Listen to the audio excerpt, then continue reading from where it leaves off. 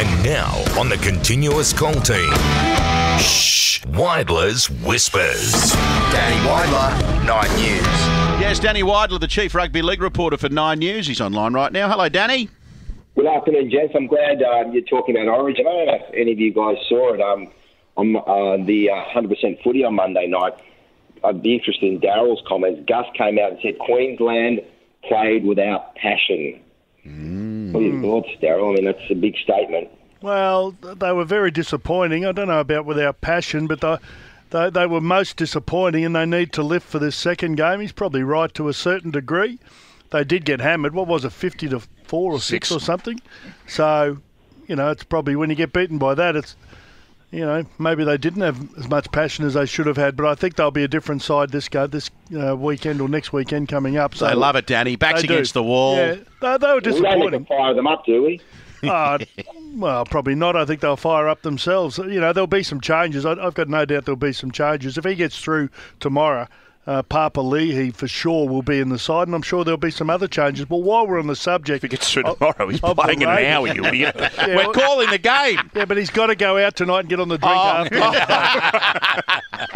While we're on the subject of the Raiders, George Williams, this just keeps giving for you blokes. You blokes love the George Williams story. What's going on there? There was a very good story by Michael Carriamas today. He got George Williams to open up to him. And one of the things which I found quite fascinating was that at the core of Williams' anger is that he believes the Raiders leaked the story about him wanting to go, him being homesick, basically. And there's been a lot of accusations that there's some sort of leak at Canberra to the media, particularly to some of the guys at Fox Sports. Now, I was the one who broke the George Williams story, and I can promise you that the Canberra Raiders did not leak that story. So if that's what George Williams is angry about, and a lot of his anger is at the Canberra club because of that, it's misplaced.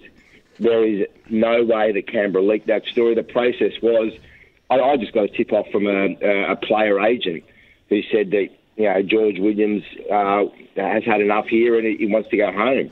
And the only involvement the Raiders had in that whole story, from my point of view, was that they confirmed it when I put it to them. And if they'd lied, it would have been a bad look for the Raiders.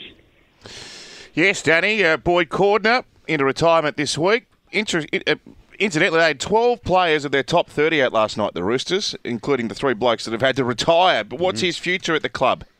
Well, going pretty well until the referee stuffed things up. But I'm not going to go down. I'm not going to get upset by all of that and go down that path. But look, I just want to pay tribute to Boyd. The way he carried himself through his career was fantastic. But then, he never was a big speaker, Boyd. And I always wondered how he was a good captain. But I saw that in person when I was at his farewell press conference, because the way he had carried himself and addressed his teammates, the chairman, everyone at the Roosters club, the media, it was unbelievable. And I have to say, I was getting bordering on being quite emotional listening to it, because this was a guy who lived his half his life with the Roosters, and he was saying goodbye, and the way he spoke was just unbelievable. And now I understand why he was the New South Wales captain, why he was Australian captain, and why he was a Roosters captain. And you wouldn't meet a better bloke than Boyd Cordner. Yeah, he's an absolute champion. Have you spoken to him this week? Yeah, I spoke to him during the week as well, along with many others, and I spoke to him earlier today. So, absolute champion bloke. What he's done in his career with the premierships, and as Danny mentioned, captaining his state and country and the Roosters. Yep. And I think that's what he was most proud of, that he was a Rooster. Well done. I wonder if he'd be a good coach. I wonder if he's going to be a good coach. The way he spoke. Oh, no, Danny, I was going to say, we want to get him on here, but Levy won't let us. He reckons we'll convert him into a lunatic. Yeah. The bloke's actually got a bit of sense. He talks sense. He's a very, very intelligent young man. If he came and joined us on this program, he'd turn him into a stark raving mad lunatic. By the way, at whose expense is he coming on here? Gallen. Yeah, well, Gallen's a lunatic as well. Shane with a Y. Oh, yeah, good idea. Yeah, get rid of Shane with a Y. Poor old Ricky, I'll be third off the bench. Hey, Danny, what's the latest with the Broncos at the moment? They've sacked a few, and it looks like a few more in the firing line. Was this not predictable? I don't know. Look, everybody in the game loves Kevy Walters and thinks he's a wonderful bloke and loves his story and everything he did as a footballer. But the Broncos appointed a coach with no real track record at club level.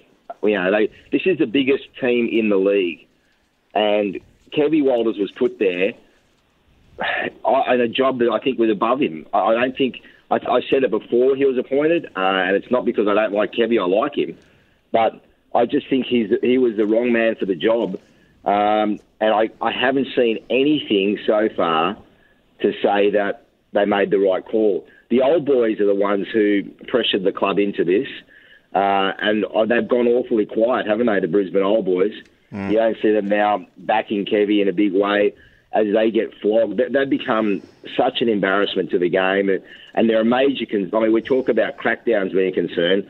I'll tell you what else is a concern. The Brisbane Broncos on TV every week getting rolled by 30 or 40 or 50 points. That is not good for rugby league. I'll tell you what was predictable. They'd sacked the recruitment manager. How's he gone the last few years? Reece Walsh, they couldn't give him a run. He's about to play Origin. Well, mate, Sam Walker? Yeah. Cody Nikorima they let go. I mean, Cody Nikorima, you might not be a superstar, but he's a hell of a good player, Cody Nikorima. My word, he is. And they let him go. Sam Walker? Is Cody Nikorima now making a break? They just dropped the ball. Sorry about that. Sam Walker. Anyway. It's been poorly handled, and yes, you're talking about the head of football, Peter Nolan, and I think that's been long overdue, and that's a good decision they've made. And I think that they've got to make some further tough decisions. And I hope Kevy succeeds. I just don't think he's the man for the job. I want to disagree with you. I think at the time he was the man for the job. I think there was a lot of things happening up there. There was a lot of discontent. There was a disconnect, I think, with the fans, with the old boys, and Kevy, he hasn't proved himself. I agree with you there, but. It is halfway through the year. He has got the same roster that Seabold had. Seabold was Coach of the Year about 3 or 4 years ago, and he couldn't do anything with that roster that he's got. And I just think Kevy needs to have a bit of time and get a couple of decent players, and then we'll work out whether he can coach or not. There's also, Danny, we hear from Broncos supporters during the weekend on this program. They're not happy at a lot of the decisions being made at board level. So, how the board members are allowed to sort of go unpunished for some of their decisions they've made over the years. When's there a bit of accountability going to be held with them as well? Very, very fair calls, all of that. And, look, maybe I'm being too hard on Kevy, but I just don't know whether he can take them to where they need to go. And maybe he needs some really good, smart football people around him to do the job for him. And that may end up happening, I don't know. But at the moment, Daryl, I get that you're sticking up for him, and I have to admire that. But I haven't seen enough from Kevy Walters yet to say he's a man for the job. I hope he turns around because he is one of the game's decent blokes.